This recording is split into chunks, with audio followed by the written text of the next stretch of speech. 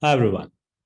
We would now like to spend some time talking about the objective and scope. Although in the introductory discussion, we already talked about why do entities, for example, perform consolidation? Why do they need to prepare, for example, a set of group financial statements, including a balance sheet, a statement of profit or loss, a statement of changes in equity, or a statement of cash flows, or even disclosures for that matter, right? The idea behind it's more of a a revisit of what we discussed already. The very reason, the very objective of Ind AS 110, the group financial statements or consolidated financial statements, is to establish the principles for the presentation and preparation of the group financial statements where the parent controls one or more other entities like subsidiaries. Okay. Now, essentially, the principle or the underlying concept is that a group prepares these statements as those of a single economic entity. Okay. So effectively, we are talking about you bring all those companies together and treat them as a single entity, right? So that's where you look at the cancellation of elimination of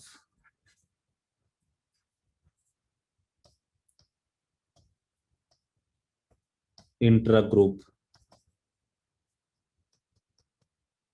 transactions, for example. That is the core principle that is on the basis of which the group financial statements are prepared. So consolidated financial statements include all controlled entities. So, well, we'll see, of course, in the time, in the discussions forward, we'll also talk about there is more than a parent subsidiary. We'll be talking about that aspect as well as we progress there.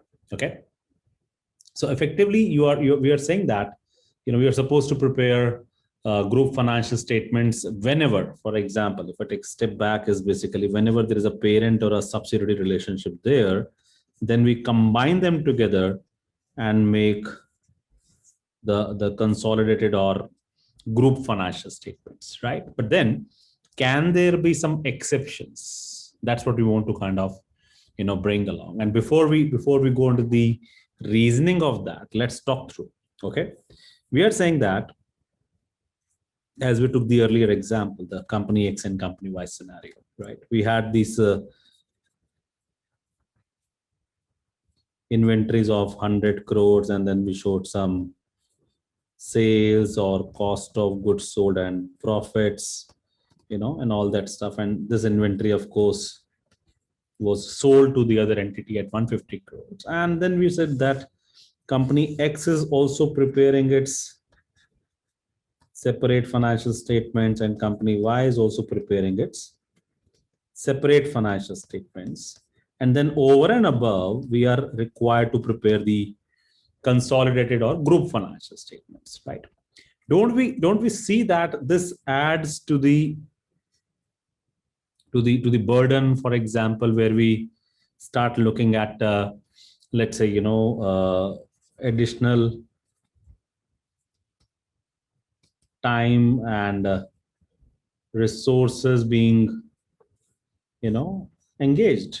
But of course, we may argue further that the larger picture of preparing consolidation is to avoid the ballooning of the numbers, right? That's the reason why these eliminations have to take place. But then if we want to say that, what if the group is not large? What if the entities are privately held companies, right? I mean, in a way, if I say that this company X is also a small company, a small private business, all right, maybe a private limited entity with a few shareholders, and it also operates a subsidiary which is, let's say, another company, which is another small company, for example, right?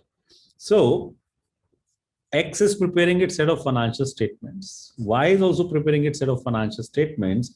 But now, preparing a group financial statement would mean you need more time, you need more resources, you need more people. There's an extra cost involved. You have to get it audited and all that stuff, right?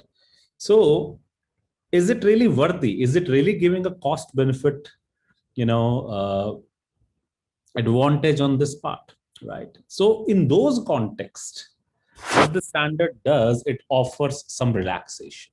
It says, for example, you may be exempted from preparing the consolidated financial statements. There's a clear exemption for a parent if, for example, it is a wholly owned subsidiary, or even if it's a partially owned subsidiary, but all the owners, okay, have been informed about and do not object to the parent for not presenting group financial statements. Okay, so it's a company, it's the parent company that may be exempted from preparing the group financial statements if, for example, the subsidiary that you want to consolidate, okay, the subsidiary that you want to consolidate is completely or 100% owned by you, or even if it is not 100% owned by you, yourself and the other shareholders also, other owners also have been informed, and they are comfortable that, okay, don't worry about it, do not prepare the consolidated financial statements, we don't see a problem in that, it's an extra cost or an effort for us, we don't want that to happen, right? And importantly, so this is not a one scenario, there are multiple conditions that need to be met. Its debt or equity instruments are not traded in public market, be it a local Indian exchange, or maybe a exchange abroad. Okay. Further, while it may not be listed, very simply, be it the equity or the debt, so neither of the two have to be listed. Also, it's also not in the process of getting it listed. Okay, it did not file or is in the process of filing the financial statements with the Security Commission or SEBI, for example, in India, so that it is looking at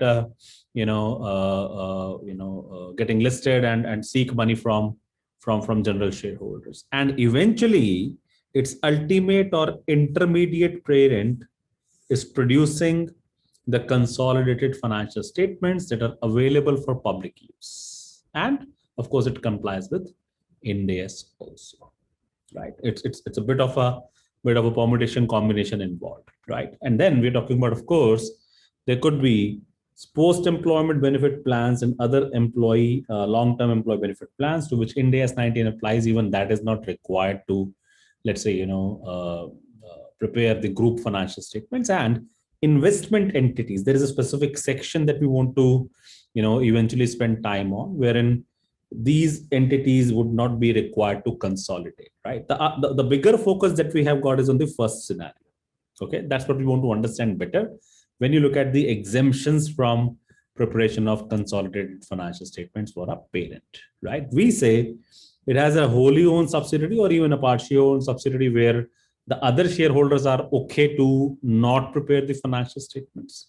Further, the debt or equity are not listed nor in the process of getting listed, and eventually somebody within the group is preparing those group financial statements. Let's try to understand that with the help of a tree or a hierarchy. Okay, let's say there is a company A, there is a company B, there is a company C, let's say company D, company E, let's say company F. There are 6 companies, and this is, for example, the ultimate parent. Okay, let's say there is also a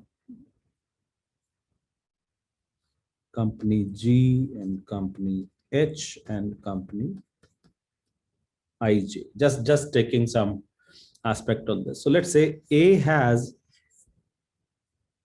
controlling stake in B. So this is a subsidiary, for example. And then B has got a controlling stake in C, which makes B now as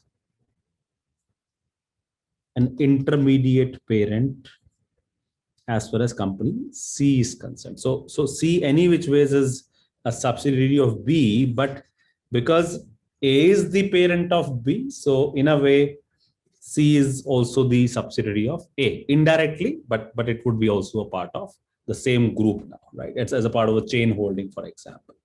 Likewise, there is also company D, and then there's a company E, and there is also company F with the same relationship. Okay. Now let's say company F has stake in IJ, right? So this is the eventual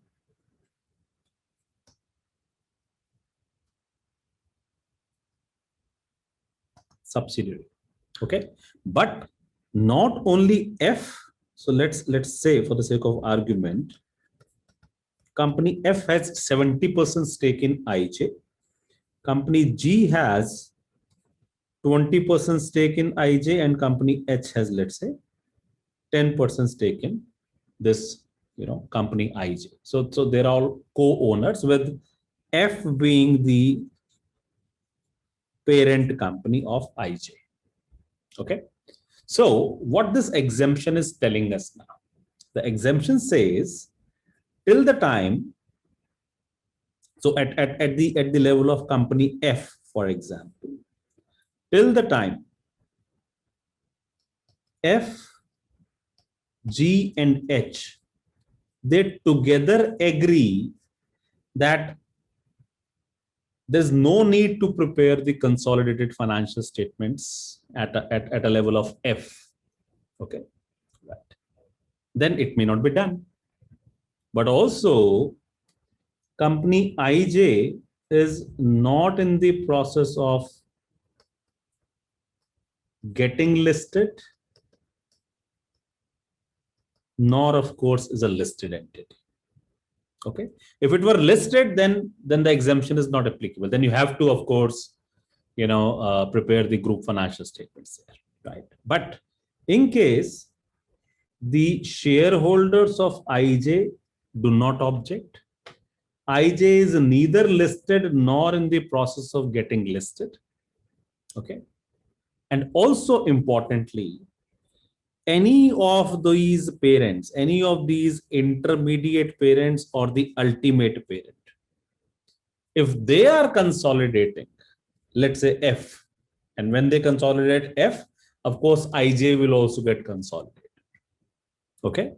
At any level, if the consolidation is taking place, then at the level of company F, this IJ may not be consolidated, or we want to say that company F is not required to prepare group financial statements.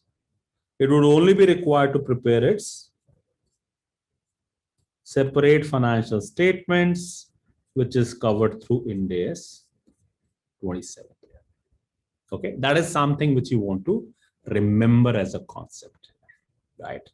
And that is what the underlying concept is trying to say, that this subsidiary IJ is a wholly owned subsidiary of F, for example, or even if with G and H, and those owners are comfortable that the parent is not preparing any consolidated financial statements, IJ is not listed nor in the process of getting listed, and eventually A, B, C, D, or E, they are preparing those group financial statements which are available for public use.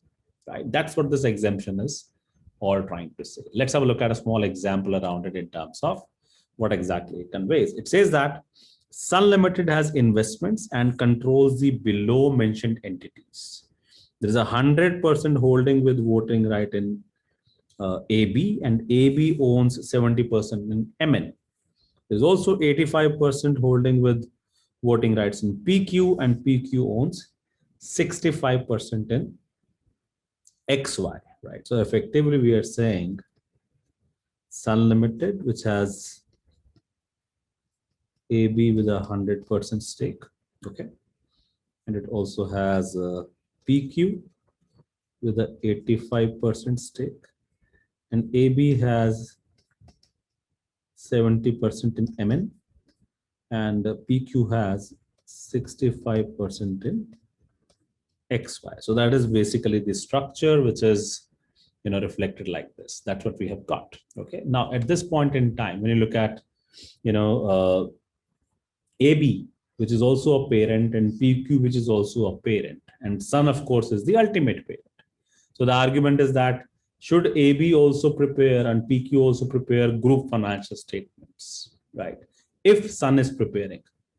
Well, that's where we say if the other 30% shareholders of MN, or for that matter, 35% shareholders of XY, they don't object, and neither MN or XY are listed or in the process of getting listed, and eventually at the level of Sun Limited, this consolidation is taking place, then there is no need for preparing the group financial statements or consolidated financial statements at the level of AB, or let's say, PQ for that matter. Okay. That's what we have got. It says that Sun Limited has got equity shares listed at NSE and it prepares its financial statements as per the Ind AS. AB and PQ are not listed nor in the process of getting it themselves listed. Now, AB being a wholly owned subsidiary is not required to prepare the group financial statements. Also, Sun Limited does not require its subsidiary PQ to prepare group financial statements, provided the other shareholders are also informed and they do not object to the same. Okay, right. Now, importantly, this is more conceptual, not exactly very critical from an examination standpoint, but importantly, if the local regulations govern the participation of or preparation of, for example, let's say, group financial statements. So that's where we say, if the jurisdictions require the group financial statements to be prepared, they have to be prepared. Okay, so that's where you start looking at it. The local regulations can have a specific requirement or may permit an intermediate, parent company to prepare and submit separate financial statements that are Ind AS compliant instead of the group financial statements. So we're talking about a separate financial statements requirement instead of a group financial statements, but otherwise you may still be required in case the local regulations require the group financial statements to be prepared, right? Similarly, in case the local regulations permit only separate financial statements, you still need to consider, right, whether the exemption requirement are satisfied, right? So Ind AS 110 shall drive that part. So Ind AS 110 simply requires the consolidation to happen while the regulations or the local regulations may exempt it, right? So what we want to kind of pick up here is that if the local regulations require, while Ind AS 110 exempts, right, then you are any which way is required to, of course, prepare the group financial statements while the Ind AS 110 exemption would apply, right? But if it were the other way around, if the local regulations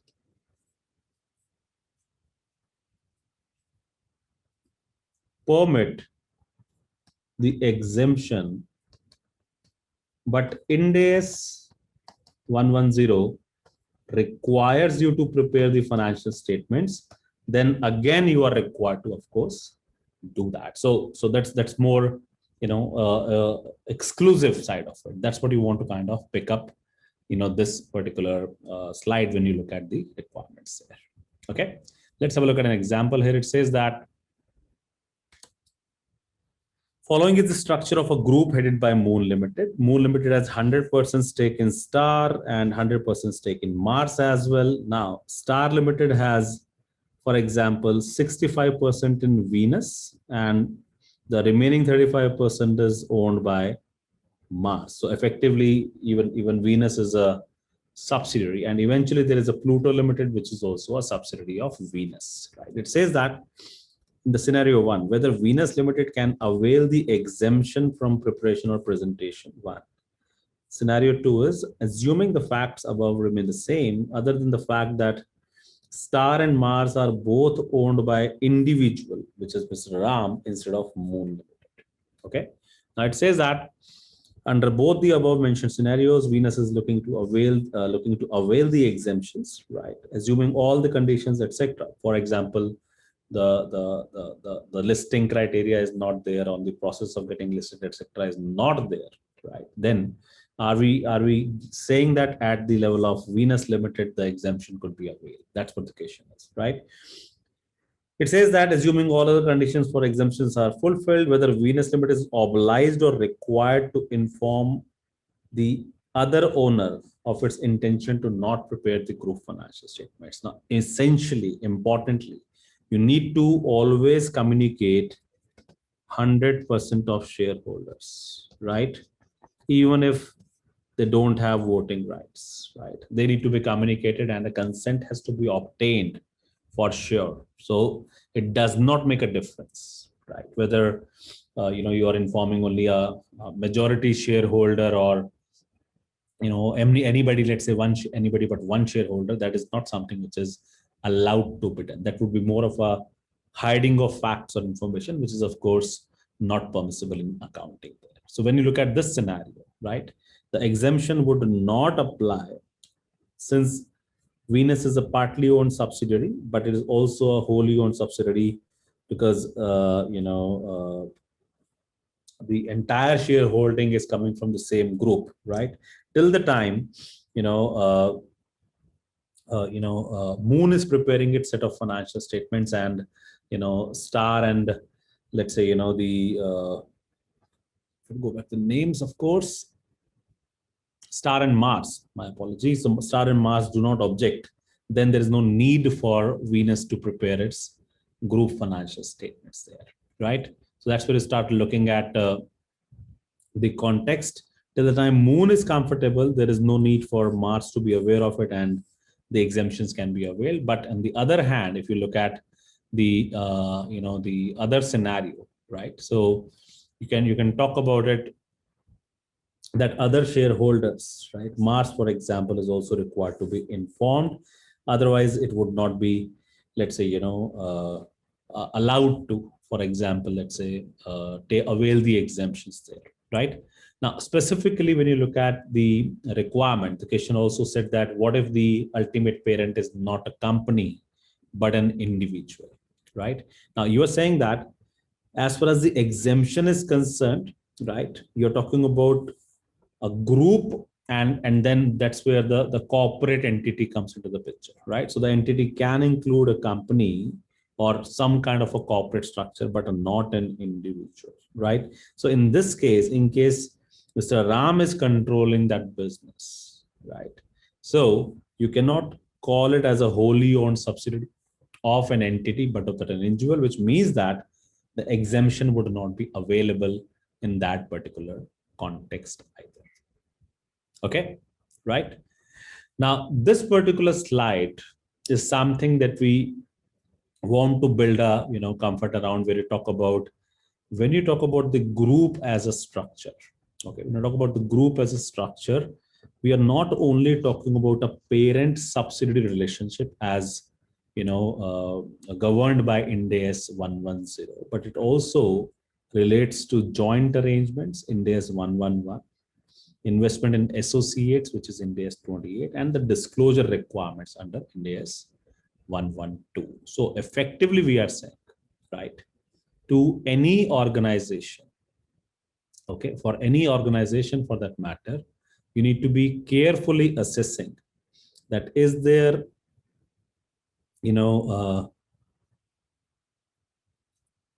is there a control in place? Is there a parent subsidiary relationship?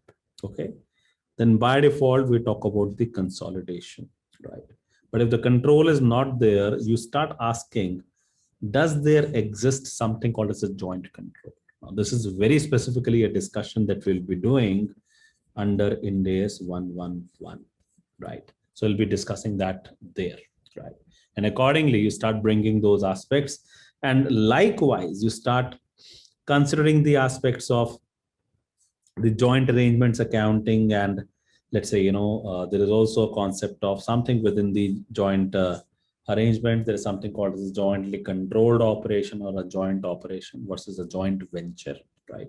And this accounting for joint venture, for example, would attract something like, equity accounting, wherein automatically there is something called as Ind AS 28, which starts getting attracted. Okay, so we'll be discussing all these framework. The group would be a fairly larger coverage that we intend to do, right? So we'll be talking about all these parameters in terms of when do you see Ind AS 110? When do you see Ind AS 110 on consolidated financial statements becoming applicable? We are saying that whenever there is a control, we'll talk about a parent subsidiary relationship. So you prepare the financial statements under Ind AS 110, right? So it's not just your separate financial statements, but also the consolidated financial statements. But at the same time, if there is something called as a significant influence, right? You start taking into consideration Ind AS 28, which is investment in associates and the joint ventures. And finally, if there is a joint control, right, governed by Ind AS 111, even in this scenario, even under this scenario, you will be preparing not just the separate financial statements, but also group financial statement, but also the consolidated financial statements. How does the accounting work there? Is governed by Ind AS 28 and Ind AS 111 separately, right? Ind AS 110 purely talks about the parent subsidiary relationship, where it defines the word control and the consolidation adjustments under this particular framework of control. Okay. So what is the role of Ind AS 112? Okay. Ind AS 112 is purely a disclosure standard. Okay. So all the disclosures with respect to the different elements, be it Ind AS 110, be it Ind AS 28, or be it Ind AS, let's say, 111, all the disclosure requirements are dealt with under Ind AS 112 there. Okay, so disclosure of interest in other entities is the standard's name, which is purely about disclosures and disclosures and disclosures. All right. So when you look at it, all these aspects, they start looking at all these terminologies in the due course. Our focus as far as Ind AS 110 is control. Control as in the parent and subsidiary relationships. Okay. So just to quickly revisit the standard, we are saying that the standard establishes principle for the presentation and preparation of the financial statements at a group level. The idea is the applicability would be there when you control, and accordingly you prepare the consolidated financial statements as a single economic entity. There are exceptions to that or exemptions available with specific ruling of not listed nor in the process of getting listed, is a wholly owned subsidiary, etc., and the shareholders do not object. And ultimately, somebody is preparing the group financial statements. All right. Thank you very much.